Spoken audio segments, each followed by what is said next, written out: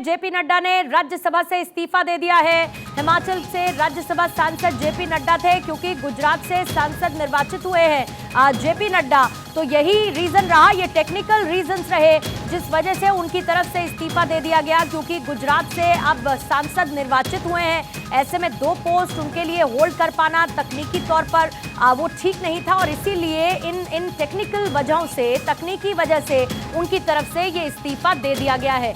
आदिति नागर हमारी political editor और ज्यादा जानकारी के साथ इस वक्त जुड़ चुकी है। आदिति, ये तो क्लियर टेक्निकल है, उनका इस्तीफा यही समझा जाए? पूर्णिमा, कई जब से उन्होंने इस्तीफा दिया है, क्या है दरअसल वो दोपहर से ही ये था कि उनको इस्तीफा देना है। अब इस्तीफा क्यों दिया, क्योंकि वो तो कहीं और से चुन लिए गए, तो इस कंफ्यूजन को क्लियर करते हैं, भारत 24 के दर्शकों को बताते हैं। दरअसल उनका कार्यकाल हिमाचल में अप्रैल तक था और अभी हम मार्च में चल रहे हैं। लगभग उनका 1 महीने से ज्यादा का कार्यकाल बचा था, लेकिन इस बीच में चुनाव हुए और वो चुन लिए गए गुजरात से, और जिस सीट से उनकी जगह जब उनका कार्यकाल खत्म होता, उसके आगे के कार्यकाल से कोई और चुना गया जो जीत गया, तो ऐसी स्थिति में उन्होंने इस्तीफा दे दिया।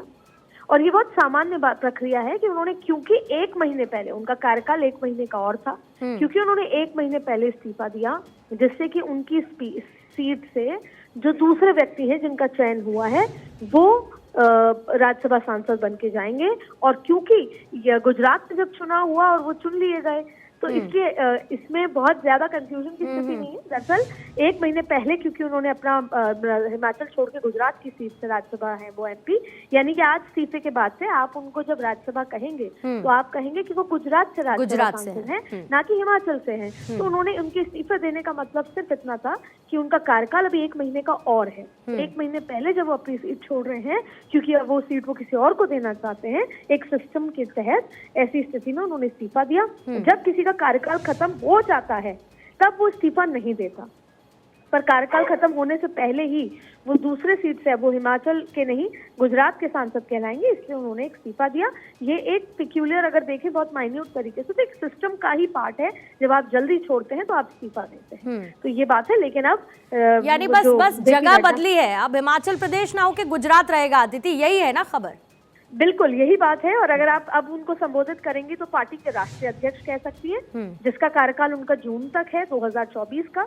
तो पार्टी के राष्ट्रीय अध्यक्ष, फिलहाल उनका जून तक का कार्यकाल है, और अगले 6 साल का उनका कार्यकाल राज्यसभा का है, गुजरात से, ना कि हिमाचल से।